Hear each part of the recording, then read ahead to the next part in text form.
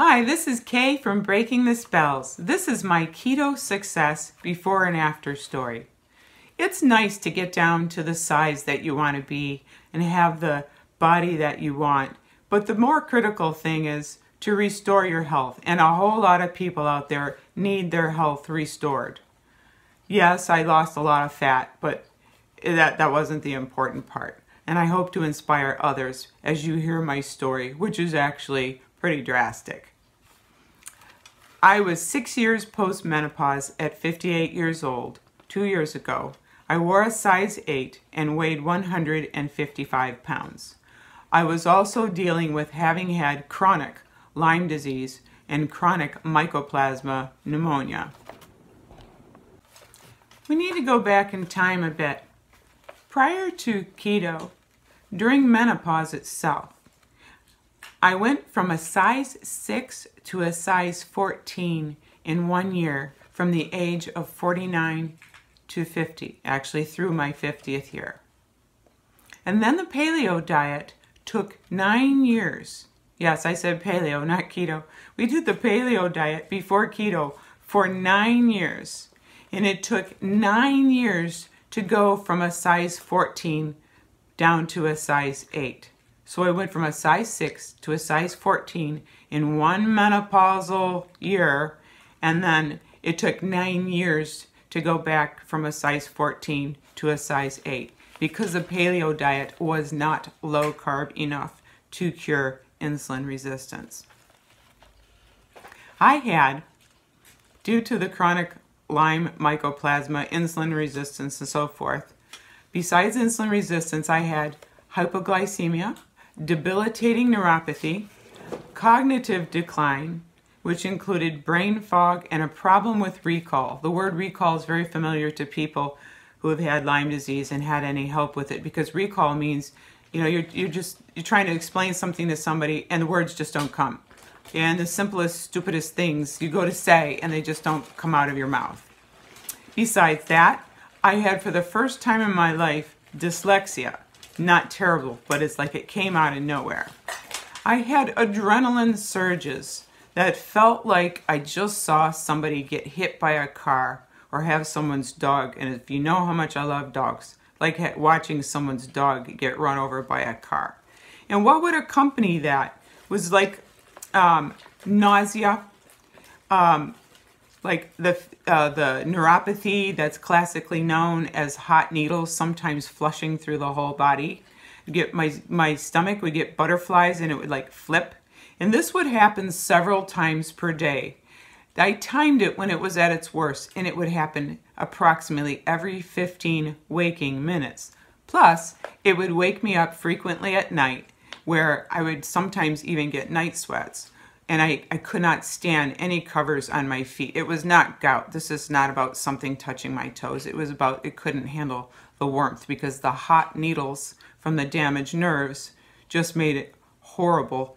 And also, I would at one point I had to get off of my feet by 7 o'clock every evening and have them massaged so I didn't cry from the pain.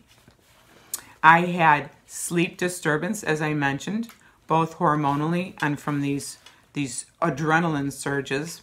I had nightmares, not every night, but at least 2-3 times a week. I never had good dreams. I had heart palpitations. I had PCOS, which is polycystic ovarian syndrome, which is very much caused by insulin resistance. My hair was very frizzy and wiry, and I lost half of it.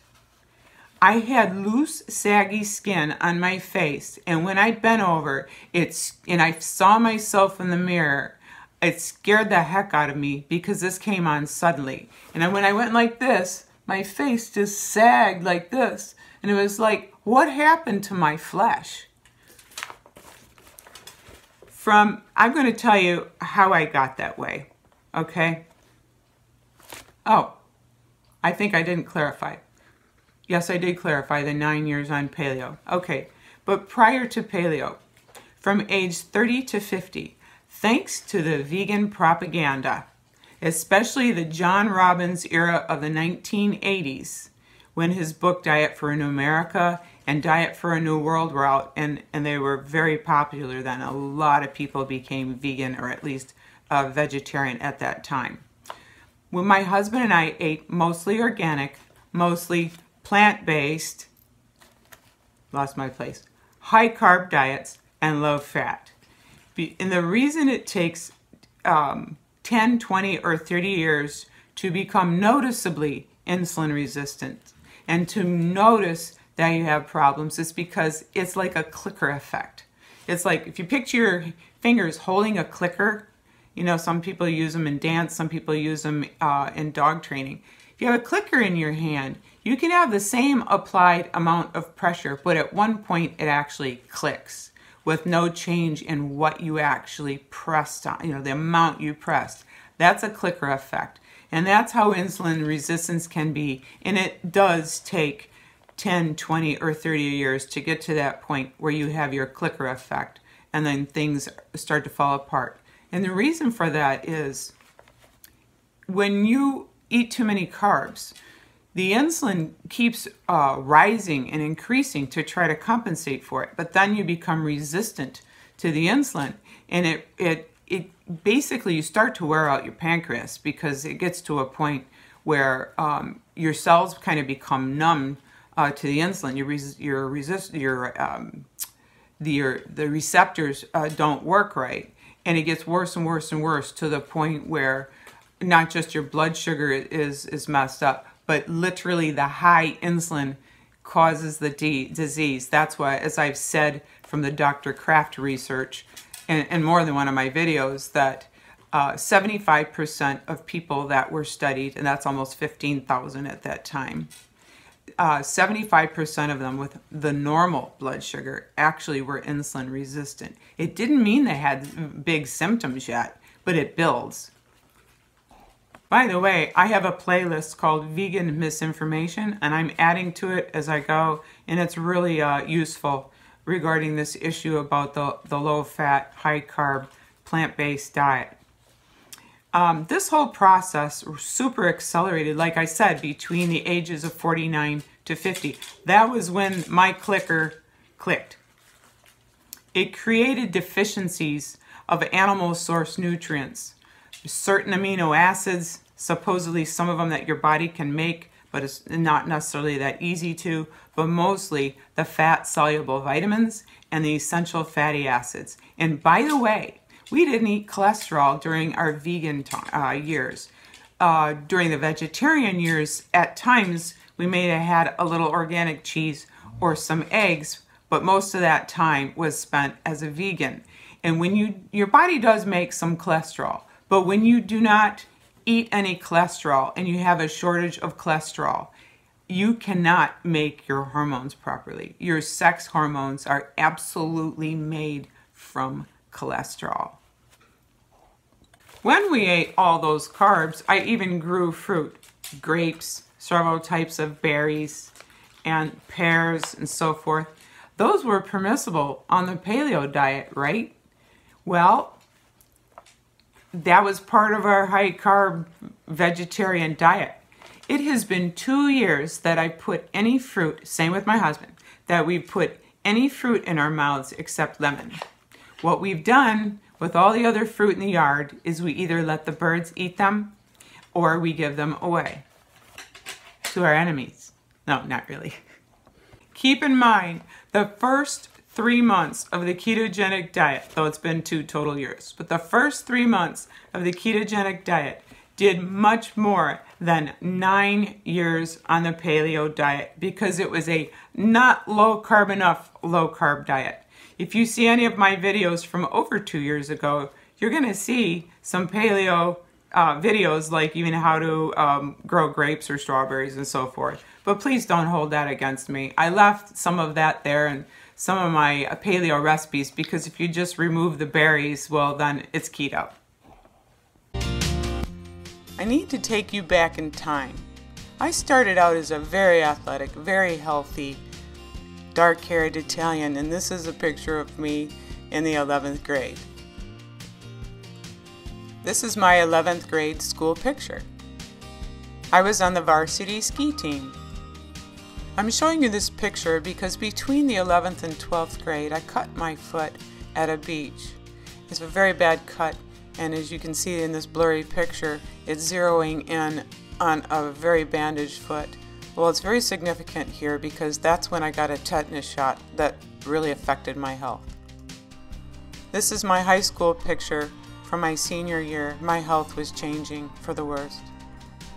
My high school graduation party. This is my wedding picture from back in 1982. In my late 20s, my health was still declining. At age 30, we became vegan. A couple years later, deficiencies were not apparent yet, not even by the time I got gray hair. In our 40s, the insulin resistance was mounting. At age 49, I opened my own health food store. I was still getting fatter and more insulin resistant.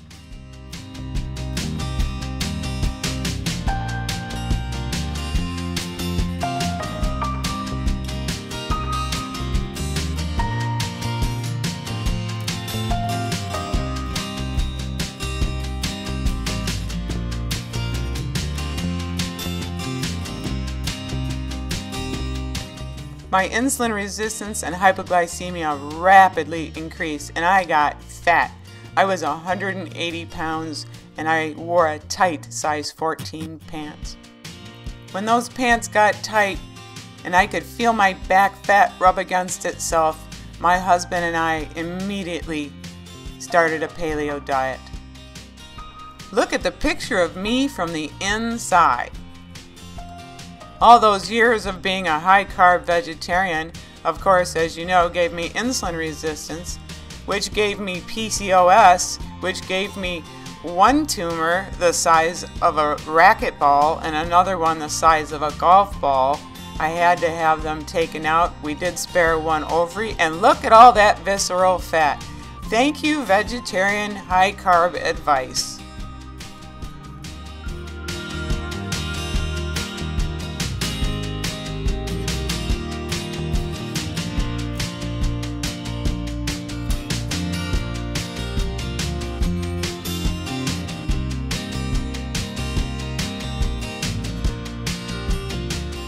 In 2012, I tested positive for Lyme disease and mycoplasma pneumonia, as featured here, using the nebulizer for medication.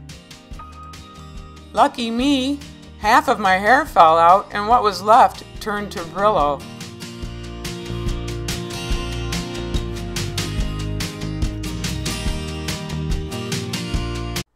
Here I am today. The last time I was this healthy, I was 16 years old before that damn tetanus shot. After 2 years on a healthy ketogenic diet at age 60, actually I'm almost 61, I now weigh 119 pounds. I wear a size 3. Came up with that because I wear some 2s and I wear some 4s. I lost 6 inches on my waist and my hips. I have a flat stomach. I have firm muscles, even some abs. My thighs don't touch. That is for the first time since my junior year of high school. I can wear a bikini without the urge to constantly suck it in. I have deep, lean armpits that actually make it really hard to shave because up here, there's such a deep pit. It was such a weird thing. I can hardly shave my armpits. I just had to say that. Okay. My skin age reversed 20 to 30 years. Inside, I actually feel 30 years younger. Now my face doesn't sag this way when I bend over. I had a little bit of laugh lines around my eyes and my mouth, and they completely went away. Waves of fat loss were cyclical, which resulted in cyclical loose skin, but they cyclically tightened up. I'd say when it showed up loose within a couple months after that, from these waves of fat loss, they tightened right back up. That happened on my neck, my legs, my butt, and the very top of my bikini or underwear line. As a matter of fact, it was kind of weird when I had like a flap of skin hang over the top of my bottom bikini line. I said to my husband, this looks really weird, and I think I looked better when I was a little chubby, and I thought I was going to be stuck that way, but I wasn't, and it went flat again. Okay, the Lyme disease fried hair, where I lost half of it and the rest turned to Brillo, completely recovered. Even my nails are so much thicker, they're hard to cut. P.S. My husband's pant size went from a size 38 to a 31, and his hats got loose. He had a fat head. He has a short haircut, and when I used to look at him from the back, I could see his skin, and there was a fold right here. And now he doesn't have a fat head. He's shooting for a size 30 pants, and we may do some before and after pictures of him when he gets there. Okay, there are remarks that people say that I can't help mentioning. They say, your skin looks 40.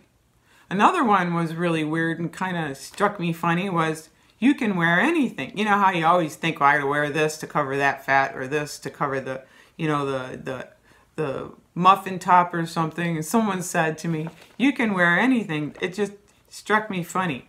I never heard that before, because the last time I was this thin in high school, in the 11th grade, when I was in high school, nearly everybody was this thin.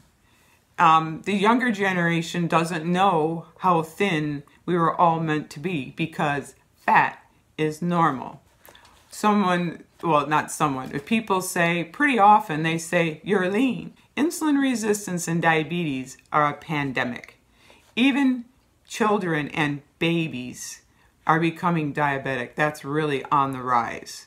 We have a worldwide health emergency. People are physically and culturally addicted to their poison, as though it were alcohol or drugs, and actually sugar or the carbs that turn to sugar are as addictive as drugs. As a matter of fact, the military has a sort of emergency where they're having a hard time getting enough people to pass the physicals. This is for the first time. Something's going on. Metabolic derangement, insulin resistance and diabetes, is the major cause of the majority of illness, both mental and physical.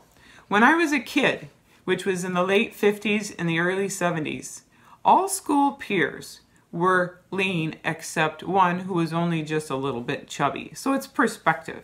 And there was only one kid with ADD, just one, and he was fully functional.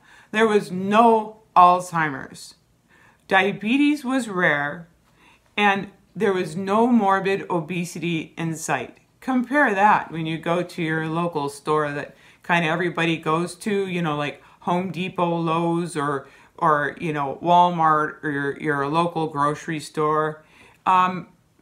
Morbid obesity is the norm, and you almost never see a lean person. It's very uncommon. If you are not old enough to remember when everybody was lean, look at old movies and old newsreels, and you will see people were so lean that these days they would call them skinny, but they weren't weak because of it. Internally, I feel 30 years younger. I feel 44 years healthier. Why 44 years? Because when I was 16, 44 years ago, I cut my foot pretty badly at a beach. And when I cut my foot and my foot kind of swelled up, the doctors gave me a tetanus shot. And the tetanus shot pretty much seriously damaged my health overnight. Examples were, I couldn't do so well on the ski team anymore the following year. I got pneumonia. For about a couple decades, half of every year, I had pneumonia. And when I would water ski, I used to, ski in one ski and jump the wake, and I could ski until the tank of gas in the boat ran out and they had to switch to the second tank. Well, as soon as my foot finally healed and I got back up on skis at the very end of that summer because it took a long time to heal, I could hardly get up out of the water. Like, you're in the water and the speed of the boat pulls you up. I could hardly get up. And when I got up, my legs hurt so badly and they got so stiff, I wasn't the same. I could hardly even water ski. Those are a couple examples. I also got all the symptoms of what's called fibromyalgia, although fibromyalgia is just a group of symptoms. I got acne, and that was way after puberty, and it wasn't from puberty because I had it till I was in my 30s. And my colon. We don't know what to call it, but my colon was always distended, and my guts were never the same as they were before that tetanus shot. When I ate, it blew up, and there was always this little pooch down there, even before any of it became fat. I never fully returned to the level of health that I had before that tetanus shot until I was 1 year into keto. Of course, it's been 2 years now. Take that into consideration if you're doing short-term keto or you keto with carb cycling, because you don't know what illness you may be developing that takes a long time to develop. And you don't know what illness you could be offsetting by doing long-term keto without cheating or carb cycling. My nerve damage / neuropathy is 99% healed. I only have a trace. And that's because, some nerve damage, it takes a long time to heal, and some of it may not. The trace of it that I do have is only when the tips of my toes are in the very, very hot sun, they tingle a little bit. I have no lyme or mycoplasma pneumonia symptoms whatsoever. The high levels of ketosis and autophagy that I do, that constantly, with strict keto and periodic OMAD, 1 meal a day, lead to bodily repair of such serious diseases. It could not have been accomplished without long-term strict keto. I can't stress that enough. Short-term keto and carb cyclers cannot experience this level of healing. People are falling apart. I see 45-year-olds that look 60 or 70. I see 75-year-olds that look 100. There's a crisis out there, and something needs to be done about it. I have no sign of insulin resistance or hypoglycemia. To the contrary, I'm insulin sensitive. It's easy to do intermittent fasting and OMAD, 1 meal a day. My results are complete by testing with the Keto Mojo, which is just one more piece of evidence. See my last video, Keto Biohacks, Tips, Tricks, and Tweaks, for details on the fantastic value of testing yourself that way, especially if you use the Dr. Boz ratio.